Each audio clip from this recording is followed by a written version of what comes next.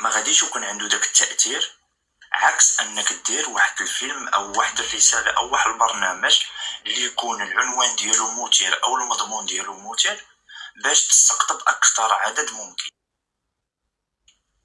هو اللي خلاني نبدا لك به في الاول. هل نحن كشعوب ديال دول العالم الثالث اصبحنا مهيئين اليوم من اجل هذا الانفتاح الاعلامي وهذه حريه الاعلام؟ لان حسب ما عندي انا ان هذا الفيلم هذا وزاره الثقافه المغربيه اعترضت عليه ولم ما عطاتوش الترخيص انه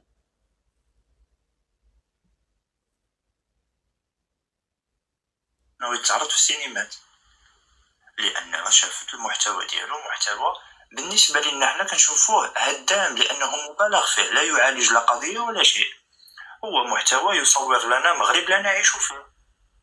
لو كان يصور لنا واقع لانطلقنا منه، ولكن مادام ما كيصورش لنا واقع وفيه اعمال مبالغه فعلى داك الشيء وقفوه. بالمقابل دكتور عبد الحق كاين اصوات تنادي بحريه الاعلام. الرجل طرح فكره وقال اشياء لن تضر في شيء. يعني الراجل جا دار واحد الفيلم، دار واحد المحتوى، دار واحد هادي عرضو، من حقك تقبلو من حقك ما تقبلوش. انا اقول مثل هاد الافلام هادي تهدد السلم والامن القومي ديال البلاد، لان التسليط ديال هاد الاضواء بهذه الطريقه الفاتنه واللي ما كتعكسش الواقع كيخلي الشعب المغربي انه ينظر لها وكانها ممكن تكون حقيقيه او صحيحه، مع العلم ان احنا مثلا عايشين في منطقه معينه كنشوفوا بان هادشي لا يوجد. حنا كنعرفوا مدى الحقوق اللي عايشين فيهم، كنعرفوا كيفاش الدوله ديالنا وصلت وحنا كيفاش عايشين في بلادنا.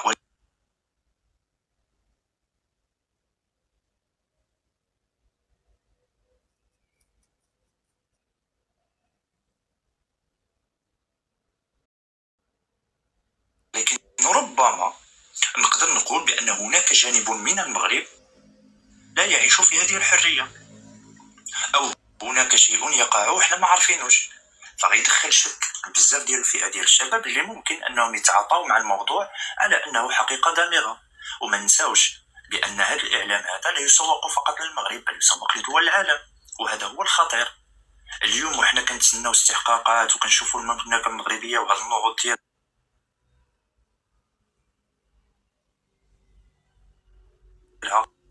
لا من الناحيه الاقتصاديه ولا الدبلوماسيه ولا السياسيه ولا في جميع، وكنشوفوا انه يتم تصويرها للعالم الخارجي بهذه الركاكه هذه.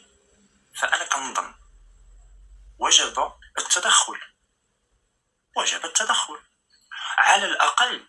ما غاديش نقول تدخل الدوله لان كيبقى عمل فني، ولكن وجب التدخل ديال الناس من اجل شرح الواقع. عندنا مشاكل، نحن لا ننكر ذلك، عندنا مشاكل في قطاع الصحه وعندنا مشاكل في قطاع التعليم وعندنا بزاف ديال المشاكل، ولكن تصويرها وتجسيدها في ذلك الفيلم بتلك الآفة وبذاك العمق هذاك احنا بالنسبة لنا مضر. احنا بالنسبة لنا لا يحاكي الواقع. لو كان يحاكي الواقع نعم احنا معاه، تجسيد الواقع نعم. إذا قلنا اليوم دكتور بأن مشكل التعليم ما زال عندنا فيه مشاكل، شيء طبيعي شيء عادي، فعلا عندنا مشكل في التعليم. المنظومة الصحية عندنا فيها مشكل، وهذا راه عندنا في المغرب ونقوله في المغرب، ولكن باش نصوروا أن المغرب اليوم المغاربة يتخاطفون على الخبز، أو نصوروا المخابرات المغربية اللي كتصدى العمليات الإرهابية ودول عظمى كتعتمد عليها، وكنشوفوا فين وصل السي الحموشي ولا شنو سميتو الاخر المنصوري، السي المنصوري فين وصلوا. هذا كيعكس الناس فين وصلت عالميا، وهذا الشيء معروف. والامن والامان اللي كيتمتع به البلاد، باش نصوروهم حنا على انهم فاشلين او انهم لا يتعاطون، فانا حنا كنقزموا من الناس اللي صراحه يستحقون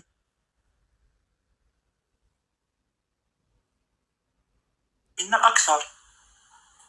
يستحق، نعم سي بريسي كذلك، يستحقون منا الاكثر. بالعكس هاد الناس حنا خصنا نكرموهم، حنا اللي خصنا نشكروهم، حنا اللي خصنا نبينوهم في القنوات ديالنا، حنا اللي خصنا نعليو بهم. فبينما الولايات المتحده الامريكيه تكرمهم، بينما المجتمع الدولي يتغنى بهم، غلقوا بان المغاربه كيضربوا فيهم، وغلقوا بان المغاربه يبخسون حقهم، وغلقوا بان هاد الناس كنصدروا عليهم واحد الفكره اللي هي ما كيستحقوهاش نظرا للجهد اللي بذلوه هاد الناس هادو طيله هاد السنوات هادي. انا لا سمحتي لي خويا، ما عرفتش واش الملكه باغي تقول شي حاجه. انا بالنسبه لي زعما عندي وجهه نظر اللي ممكن غادا في نفس الطريق ديالكم، ولكن بغيت نفكركم شكون اللي كيعقل على سعيد الناصري ملي كان طلب من وزاره الثقافه اموال باش انه يمول المشاريع ديالو، منها في مدينه الدار البيضاء اللي هي استوديوهات السينمائيه. واش عاقل عليها ولا لا؟ واش كتكلم على مدينه الاعلام؟ كنهضر عليها هو مدينه في مدينه الدار البيضاء كان باغي يدير الاعلام، قال لك تكون ثاني مدينه الاعلام بعد مدينه الاعلام اللي كاين في 6 اكتوبر في مصر. وهذا الطلب هذا كانت رفضت وزاره الثقافه وما بغاتش تمولوا ليه. عقلتوا عليها؟ انا ما فراسيش، انا هو هضر لي عليه، انا ما قريتهاش، ولكن هو شخصيا هضر لي عليه. هو ما لاحظتوش بانه في هذه الفتره هذه من بحث من خلال واحد البحوث قلت بها انه ما لاحظتوش بان هذه الفتره هذه سعيد الناصري تبدلات الافكار ديالو والتوجهات ديالو في السيناريوهات ديالو المختصه بالافلام والقصص ديالها والروايات ديالها اختلفت شويه من بعد انا هذا فقط هو زعما تحليل ورأي شخصي الا كنت عقلت عليه. نعم الا سمحتي لي، انا اراها بانه ماشي مواكبه للافكار، انا اراها مواكبه للعصرنه.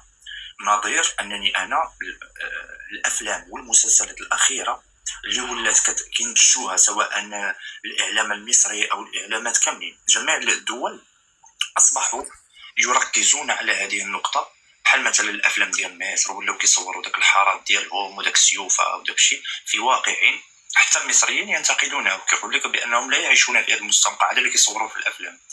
ولكن كاين واحد القبول ديال الشباب على مثل هذه الانواع هذه، عكس السيناريوهات اللي كتكون مبنيه على دراما ولا على كوميديا واقعيه ولا على شي حاجه. انا اظن بان الرجل التوجه ديالو اكثر منه فكري، هو مواكبه للعصرنه، يعني عصرنه الشباب ما يتطلب. انا اظن خويا الياس، شوف نقول لك، انا يعني انا ما عندنا حتى شي حساب مع الاستاذ سعيد الناصري، هذه مساله مفروض الاحترام مخا ما جاش اخطا معي، ولكن ماشي انا هادشي اللي قلته دابا هو اللي كنت كنطرحوا عليه، يعني نص كان ولا ما كانش، زعما هذه مساله مفروغ منها. وبالتالي كيقول لك الله سبحانه وتعالى ولا يجرمنكم شنآن قوم على الا تعدلوا، اعدلوا هو اقرب للتقوى. يعني حنا نقولوا داكشي اللي حسينا به، هو حتى الفيديو اللي كنت درته، وكان مشكور خويا عبد الجلال، كان قدو لنا الله يشكي، كان قدو الله يجزيه بخير. انا اولا نحطك نجاوبك شويه بشويه. جون جاك روسو كيقول لك هاد القضيه دابا حنايا منين جات سيدنا الله ينصرو في سنه 1999 كان هناك نقاش، وهذا النقاش هذا انا كان جزء من الاطروحه ديالي، عرفتي الا بغيتي نوريها لكم من بعد، عندي هضرت عليها. قلت بانه كاين ثلاثه ديال اللي ضروره التنسيق بينها، اللي هي كيفاش توفق بيناتها. كاين الديمقراطيه والتنميه والامن، هادو ثلاثه الامور، هادو واحد الجدليه ثلاثيه. من يتغلب على من؟ هل تتغلب المقاربه الامنيه على المقاربه الديمقراطيه والمقاربه التنمويه؟ هل تتغلب المقاربه الديمقراطيه على المقاربه الامنيه والمقاربه التنمويه؟ ام هل تتغلب المقاربه التنمويه على المقاربه الديمقراطيه والمقاربه الامنيه؟ فكان هذا الاختيار، هذا التوجه اللي خدته المؤسسه الملكيه في اعتقادي، لان كيقول لك جون جاك روسو كيقول لك باش تكون الحريه والممارسه الديمقراطيه كيقول لك خص جوج شروط، كيقول لك شرطين كمقدمه لاي ممارسه ديمقراطيه. كيقول لك خص المستوى المعرفي والمستوى المادي، هادو جوج. كيقول لك الا ما كانوش هاد الجوج هادو غنطيحوا في الكلام ديال افلاطون، كيقول لك انك تعطي الحريه لجاهل كانك تعطي مسدس لاحمق انه يقدر يطير على اي واحد. وبالتالي عندك مستوى ثقافي وما عندكش مستوى مادي، تقدر توصل لفريستراسيون وتحقدوا انك دير شي حاجه تقولها. حنا براسنا ما كنتقلقوا كذا الدوله وما دارتش هذا، ولا مراكز دراسات لا هذه اين سنفرغ انفتاح المدار المعرفي على المدار المؤسساتي على المدار المعرفي، هذا علاش يجيبوا فلان، علاش يجيبوا فلان. كتحس بكاين اون سيغتان فرستراسيون. اللي هي مضبوطه بالضوابط ديال التمغربيه والوطنيه والحب ديال البلاد. كذلك واحد اللي عنده الفلوس، عنده الملايير وما عندوش مستوى ثقافي، تقدر يضرب لك الغبراير، هو يتكرفس يقلب لك الطوموبيلات، ما عنده مشكل، كيربح في الخساره. اذا كيقول لك هاد الجوج هادو خصهم يمشيو. لذلك لماذا يقال بان الطبقه المتوسطه هي صمام امل الامن القومي المغربي؟ لان الطبقه المتوسطه او البورجوازيه الصغيره هي اولا كيكون عندها واحد المستوى من المعرفي، مستوى من التعبير البورجوازي. كيقول لك علاش البورجوازي؟ من هو البورجوازي؟ هو البورجوازي هو الذي لا اللي ما كتكونش عنده داك لا بلو فاليو، داك فائض القيمه. شنو داك فائض القيمه؟ فائض القيمه التعريف الماركسي كيقول لك هو ان السي الياس كيصنع 10 ديال الكيسان وكيتخلص في واحد، وهاد 9 ديال الكيسان اللي كيصنعهم هو كيمشيو للجيب ديال رب المعمل، وبالتالي هذا الاستغلال قوه ما كيكسر كتوصل للانفجار. جاب كارل ماركس جاب واحد المعادله وقال لك لو ليميت لا ليميت دو اكس لورسكو اكس تونفير بلس لانفيني دو 1 سور لا راسيون بلو فالي فور فورس برودكسيون ايت لورسكو اكس تونفير بلس لانفيني ايت ايكال زيرو. لانه واحد اللي هو رب المعمل كيدي بزاف ديال فائض القيمه وكيدي بزاف ديال داك لا بلو فاليو ولا فالور اجوتي، القيمه المضافه وفائض القيمه في المعمل. قال لك ايكال زيرو، دونك نهايه المعسكر الراسمالي ومجيء المعسكر الشيوعي. مني هاد البورجوازيه لا تصنع فائض القيمه، يعني انك كتقري مثلا استاذ ولا مهندس ولا ما كاينش داك المجهود، كتلقى ما كاينش داك العرق اللي ما كاينش استغلال العرق ديالو من طرف مسؤول كبر منه. زاد تلقى استاذ جامعي دابا لا يرأسه احد، ما عنده شي رئيس، ما عنده واحد، عنده واحد. دابا الياس مثلا تجي تسولو تولي تصنفو في الطبقات الاجتماعيه، تصنفو من البورجوازيه الصغيره. ماشي واحد كيضرب الباله والفاس كل نهار ويجي عرقان وهذا، واوليو هذاك المقاول ولا اللي كيربح على ظهر واحد 5000 درهم في النهار كيعطيه غير 100 درهم، وبالتالي داك 92000 ريال كله كيديها هو. دونك كتبدا واحد الطبقه اللي كيفكر غير الدماغ ديالو وليبر وما عندوش رب المعمل ديالو. ما عندكش شي واحد كيقول قول ما تقولش، دير ما ديرش، ما عندكش هاد القضيه. الياس ما عنده حتى واحد، الناس فوقاش ما باغيين وفوقاش ما باغا كيما انا. اذا هاد الطبقه المتوسطه عندها واحد الراتب معين، ما عندهاش واحد الاستغلال، ما كتحسش بانها اوبريمي، وبالتالي تحتاج دائما الى انها المحافظه على المصالح ديالها، وكتطمح الى انها تحسن المستوى ديالها. واي تاثر ولا اي اهتزاز امني يشكل خطرا على الطبقه هذيك، تقول لك نقدر نفقد هذه الامتيازات ديالي. وبالتالي دائما تجد الطبقه المتوسطه ضد الاهتزازات وضد الثورات وضد الانتفاضات، ان اي حاجه غتولي غتنعكس عليه هي، لان هي مهدده في المنزله بين المنزلتين. ما هي طبقه فقيره، ما هي طبقه بورجوازيه اللي قلنا كاين البورجوازيه الصغيره، البورجوازيه المتوسطه، البورجوازيه الكبيره، والبورجوازيه الكومبرادوريه اللي عرفناها. البورجوازيه الكومبرادور هو اللي كنعاودوا نقولوا هو الذي له استثمارات في جميع القطاعات، من الفلاحه الى غايه الخدمات. تلقاه كيستثمر هنا وهنا وهنا وهنا وهنا، مص الشعب ديال الدم ديال كل شيء. من جات المؤسسه الملكيه قالت بانه ربما كاين اجماع على المؤسسات، كاين اجماع على التوابيت، كاين اجماع على مجموعه الامور. ساطلق المجال ديال التنميه، وغادي نطلق المجال ديال الديمقراطيه، وغادي نتراجع امنيا شويه. وهذا التراجع الامني الى ارتفعت، الى هزينا الطبقه المتوسطه ورفعنا المؤشرات الديمقراطيه وكلات العصا شويه، الجانب الامني كلا العصا شويه، راه واحد الوقيته هاد الطبقه اللي الا كانت التنميه والديمقراطيه، هاد المكتسبات اللي غيشدوهم هادو هما سيطالبون بحمايه هاد المكتسبات عن طريق المؤسسه الامنيه، ونوصلوا لواحد التوازن ما بين المقاربه الامنيه والمقاربه التنمويه والمقاربه الديمقراطيه. هادو ثلاثه ديال الامور كتشتغل الدوله. ولذلك من جات المبادره الوطنيه للتنميه البشريه اللي هي مبادره ملكيه، غير تواضعا من الملك انه اسمها وطنيه، ما تخلي حتى واحد. سيدنا هو اللي اعلن عليها، هو اللي مواكبها، واللي كيمشي ويصرع الملفات ديالها عامل في وزاره الداخليه. كانت مدام قرماعي من اكفأ زعما اللي شدوا هذا الملف هذا، وكان السيد هداس، وكان مجموعه من الاشخاص. كاين دابا السي اللي كان والي في بلي ملال، المهم تحضروني الاسم ديالو.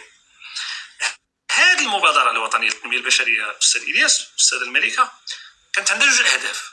هي محاربة الفقر في المجال القروي ومحاربة الهشاشة في المجال الحضري. وبالتالي شنو كان الهدف ديالها؟ كان الهدف ديالها هو تعريض الطبقة المتوسطة، وبالتالي دير عملية الارتقاء الاجتماعي، يعني أن الناس الطبقة الفقيرة نقصوا منها ونطلعوا الطبقة المتوسطة، وكل ما عرضنا الطبقة المتوسطة كل ما ساهمنا في الاستقرار ديال البلاد. وحنا غاديين فيها لقينا مشاكل، لقينا مجموعة المشاكل. وهنا بحكم العمل ديالي أنا مثلا، وحنا نرجعوا للفيلم،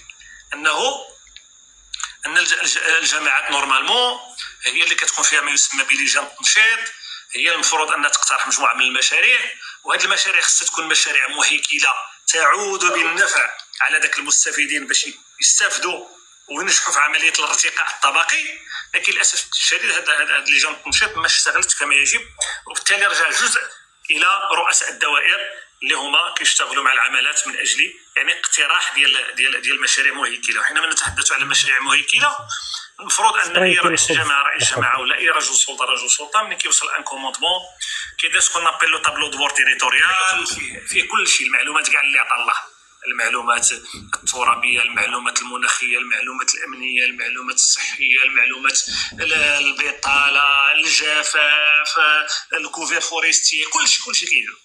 وبناء على ذاك الطابلو دو بور اللي كيدير السيد الياس كيدير سكون نابيل لو بلون داكسيون. بلون داكسيون شنو خصنا نخدموا، شنو خصنا نشتغلوا. ملي كاين هذاك البلون داكسيون كيدخل انه الاقتراح ديال المشاريع اللي غتصلح لذاك الوحده الترابيه، المشاريع اللي غتصلح. ملي كتصلح داك المشاريع الترابيه كندوزو سكون نابيل اننا كنهيئوا لاسيت فونسيير، مول لاسيت فونسيير كنشوفوا شحال غيكلفنا هادشي ديال الفلوس، شويه كنديروا المونتاج فينانسيي، شويه كنديروا شوما لي سورس فينانسمون. ملي كنديروا لي سورس فينانسمون كندخلوا في المفاوضات التي غالبا تقودها يعني العام اللي يقودها او الكاتب العام اللي كيجمع جميع المتدخلين اللي كيمشي مشروع. مثلا كنا غنديروا ملعب ديال الرياضه، كنشوفوا الجامعه كتوفر لنا الارض، كنشوفوا وزاره الشباب والرياضه انها كتساهم، كنشوفوا المبادره الوطنيه حتى هي كتساهم، المجلس الاقليمي كيساهم، وكنديروا داكشي وكيدار واحد المحضر، كيدار واحد الاتفاقيه، وبالتالي كنديروا المتر دوفراج اللي هو مثلا الجامعه، وكنخويو ليه فون في الكونت ديال الجامعه، والجامعه كدير لابيل دوفر وكنبنيو كنصايبوا هذا الملعب مثلا. هادشي هذا ما كاينش. اسمح لي مشيت لك في التفصيل هذا، قلت لك علاش الاهميه ديال المبادره الوطنيه للتنميه البشريه. دونك مشينا في هذا الشيء هذا. انا بالرجوع للفكره ديالك السي الياس اللي كنتي كتسمعني، انك طرحتي واحد السؤال، ما هي الافكار التي طرحها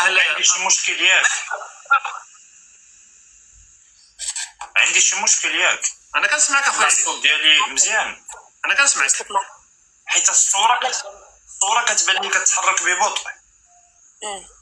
عندك مشكل في الصوت الدكتور سنايبي، مزيان كنسمعو مزيان ولكن انت كتعطل.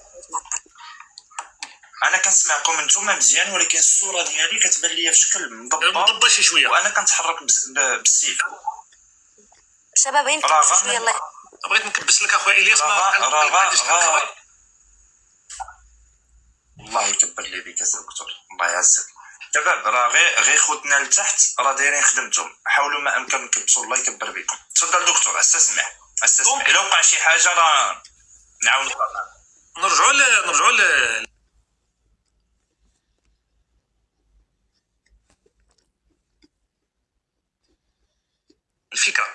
الفكره اللي قلتي ما هي الافكار التي طرحها الفيلم.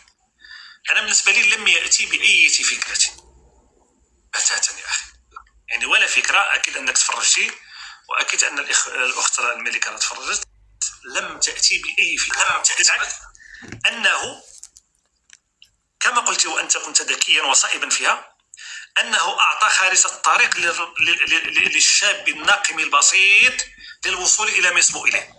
يعني بسيط، يعني هذا الفيلم لا يحتاج الى انك تخدم لا ماتير غريس، ما تحتاج يعني باين طاف داك الشيء البسيط العادي جدا اللي ما فيش ابداع درامي. انا بالنسبه لي ربما ما نعرفش، ولكن تكلمت مع مخرجين وهذا ما كاينش واحد جالس مشكله مع هذا اجي هذا في السبيطار، سير الناس اختطف هذا. ثانيا كيجي كيقول واحد اللقطه لرئيس الحكومه هذا القضيه ديال ملي قلت السوداويه وهذا الشيء وهذا الروكازمون. انا حضرت على هذه القضيه ديال داك الايواء ديال السكان ديال الصحراء، اشتغلت عليه بزاف ملي كنت في الدار البيضاء. شنو الجواب اللي جاوبني بعدا للامانه؟ قال لي شوف انا السيناريو كتبته في 2011. قال لي في 2011 كانوا مازالين داك المشاكل، وربما كان السيناريو محتاج للتحيين، لم يحيي. وهذا هو التصريح الدكتور عبد الحق اللي خرج به ديت رفيق بوبكر، قال بان السيناريو كان مكتوب قبل. انا قال لي هو يعني هادشي ما قال لي انا زعما شخصيا. واحد القضيه اللي هي خايبه هو انه حينما جمع حتى الوزراء يعني جمعهم في سله واحده، انهم كلهم فاسدين، يعني وزراء فاسدين. هاد الوزراء اللي جميعهم فاسدين، ما كاين واحد اللي منقي، ما كاينش واحد، ما كاينش استثناء، ما كاينش. من صوت عليهم هو الشعب، ومن عينهم هو الملك. اذا هذه رساله ان الشعب ينتخب الفاسدين، وان المؤسسه الملكيه تعين الفاسدين. نقطه اخرى، مني بغى قال له رئيس الحكومه غندير وداك الوزير الاسكان قال له غنديروا لهذا الشيء، قال له جيو نكتبوا هذا الشيء هذا نديروا تعهد وجيب هذاك ديال لا ليغاليزاسيون ليغاليزيو هذا الشيء هنايا. 2011 ملي كان الربيع العربي والربيع العبري و20 فبراير، انا كنت كنسمع لبعض اللايفات اللي هي كانت معقوله، كانت بعض اللايفات اللي كانت كدار انا داك البالتوك هي كانت متطرفه. هذه المجموعات المتطرفه بماذا كانت تطالب بان يجلس الملك معهم ويحاسبونه ويوقع معهم على اتفاق وعلى التزام وعلى تعهد بان يلتزم بكذا وكذا وكذا وكذا. هذا التهديد اعاد رسمه الاستاذ سي سعيد الناصري في هذا الفيلم ديالو. الا شفتو انا مشى للمقاطعه وجاب واحد بدا كيليغاليزي هذا الشيء هذا. دونك هذا تجرؤ على الحكومه، وانا ديما كنتقدها، راه كتعرفني، تجرؤ على الاجهزه الامنيه، تجرؤ على المؤسسه الملكيه، لانه يحمل المسؤوليه ديال ما نقول اليه الملك. لان يعني رئيس الحكومه قال له ما كنحكمش بوحدي. هذه الجمله شكون كيقولها بزاف اخويا الياس؟ وراني ما كنحكمش بوحدي. بن كيران. فوالا بن كيران. من كان يقصد؟ كان يقصد قصر. هو عاود نفس الفراز، قال له راه ما كنحكمش بوحدي، قال نصا يا الفراز عندي ترجعوا ليها. قال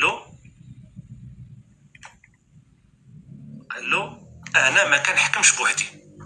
ثاني فيلم شنو سميتو الفيلم؟